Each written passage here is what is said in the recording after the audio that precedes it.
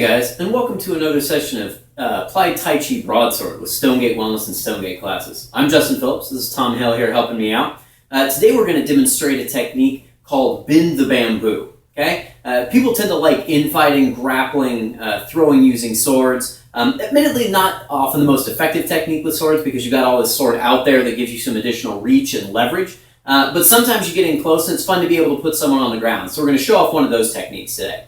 Now, you need to have watched our head wrapping video because this technique is going to come out of a head wrap or even out of a yielding block if you're going to move through a yielding block. But we're going to work out of the head wrap, a little more straightforward, but make sure you know how that works, okay? We're going to be working out of our left-sided head wrap to illustrate the technique, but just know it can be done from either side. So Tom and I are going to square up, and the basis of this technique is going to be, he's going to be coming in a cut over here to my left side or my two line if you've watched our video on defense. But what I'm going to do is rather than going into the two and yielding block over, what I'm going to do is I'm just going to roll in and go straight into that head wrap. Okay, so he's going to cut in from here. I'm going to come into my head wrap. Okay, now from here we know the head wrap is going to pass around and cut. Now what we've learned previously is that cut comes in, I'm going to head wrap, cover with the empty hand, and then cut as I come through.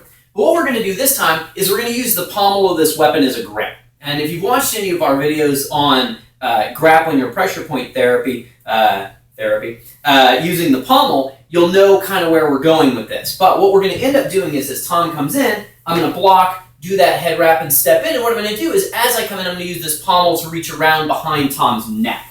So I'm gripping around behind the neck. Now, the footwork becomes very important in this because if I just try to pull with this, sure I can put a fair amount of pressure through that pommel, but I don't want to do that. This is still Tai Chi. I want to use body momentum. So what I want to do is from here, I want to take this outside leg and make a really big step around the back. So I'm bringing that leg across almost like a repulsed monkey from the empty hands form, and then let the turning of my body bring Tom around my body drawn by that pommel. Now, if you're in a particularly foul mood or an actual life-threatening situation, what I can also do is use that good strong swordsman's wrist to close the gap between my wrist and the pommel, because what that's going to do is apply some pressure into these pressure points, vascular and muscles, here on the side of your opponent's neck. Okay? And this is called bend the bamboo. You can see why. If you imagine Tom's a stalk of bamboo, I'm grabbing and bending him down. Now, I'm not going to do it particularly quickly because I don't want to hurt Tom, but I'll show it a little more quickly in sequence so you can see what that looks like. Watch for this outside back leg to make that big sweep around because that's what makes the technique work. It's that spinning of the Tai Chi pole that's going to really activate that circle, create me as the center of a wheel and Tom as the spinning outer edge. Okay? So he's going to make that cut to the left.